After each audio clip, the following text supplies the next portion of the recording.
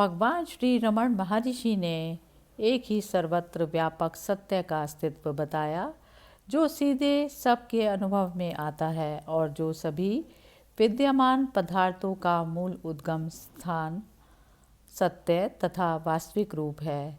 इस अविभाज्य सर्वरूप सत्य को उन्होंने कई नाम दिए। आत्मा, इस शब्द का प्रयोग वे सबसे अधिक करते थे। इसकी व्याख्या करते हुए उन्होंने कहा कि सच्चा आत्मा या सच्चा अहम साधारणतया होने वाले अनुभवों से विपरीत है।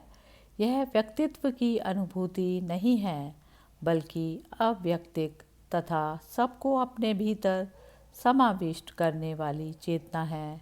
इसे व्यक्तिक जीव समझ लेने की गलती नहीं करनी चाहिए, क्योंकि वह तो वस्तुतः है ही नहीं, केवल मन की भ्रांत धारणा मात्र है जो सत्य स्वरूप आत्मा के अनुभव को ढक देती है। वे कहते कि सच्चा आत्मा हमेशा विद्यमान है एवं सदैव अनुभव गोचर है, किंतु वे इस बात पर बल देते कि सच्चे आत्मा का वह जैसा है वैसा अनुभव तभी किया जा सकता है जब मन की मर्यादित वृत्तियों का पूर्णतया निरोध हो। स्थायी अविच्छिन्न आत्मानुभूति आत्म साक्षात्कार नाम से जानी जाती है। सच्चिदानंद, इस संस्कृत शब्द का अर्थ है सत्ता, चैतन्य और आनंद। श्री रमण महर्षि का यह उपदेश है कि आत्मा शुद्ध सत्ता है जो आत्मलक्षी मैं हूँ के रूप में अनुभव गोचर है और जो मैं यह हूँ अथवा मैं वह हूँ इस प्रकार के भावों से सर्वथा रहित है। आत्मा में दृष्टा दृश्य नहीं है, केवल होने की सभानता है।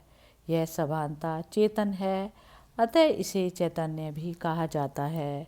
इस चैतन्य का सीधा अनुभव अखंड सुख की अवस्था है, अतः आनंद शब्द से भी इसका वर्णन किया जाता है।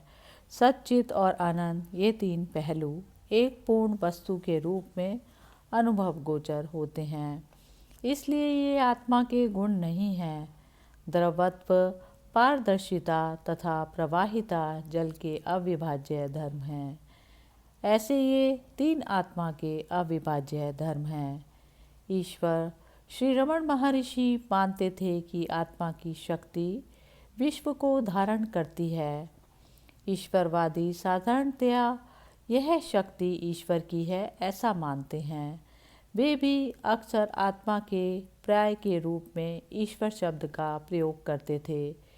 इसी तरह वे ब्रह्म, परम पुरुष तथा हिंदुओं के ईश्वरवाची शिव शब्द का भी प्रयोग करते थे। श्री रमण महर्षि के मत में ईश्वर कोई व्यक्ति नहीं है, बल्कि वह निराकार सत्ता है जो विश्व का अधिष्ठान है। ईश्वर विश्व का सृष्टा नहीं है, विश्व उसकी अभिन्न सहज शक्ति का प्रकटीकरण है। वह विश्व से भिन्न नहीं है, फिर भी विश्व के दिखने या ना दिखने से वह प्रभावित नहीं होता। हृदय, श्री रमण महर्षि आत्मा की बात करते समय प्रायः संस्कृत के हृदयम शब्द का प्रयोग करते थे। यह हृदय अयम इन दो शब्दों से निष्पन्न हुआ है, जिसका अर्थ आत्मा का स्थान होता है। इस शब्द के प्रयोग से वे आत्मा किसी स्थान विशेष में रहता है ऐसा सूचित नहीं करना चाहते थे, बल्कि यह कहना चाहते थे कि आत्मा वह मूल है जिसमें ये सारे दृश्य पदार्थ प्रकट होते हैं। ज्ञान, आत्मानुभव को ज्ञान भी कहा जाता है, लेकिन इसका यह अर्थ नहीं कि किसी व्यक्ति को आत्मा का ज्ञान होता है, क्योंकि आत्म अनुभव की स्थिति में कोई जानने वाला नहीं होता तथा आत्मा से भिन्न कोई ज्ञेय वस्तु है ही नहीं। सच्चा ज्ञान अनुभव का विषय नहीं है, ना ही वह ज्ञाता से भिन्न कोई अवस्था है।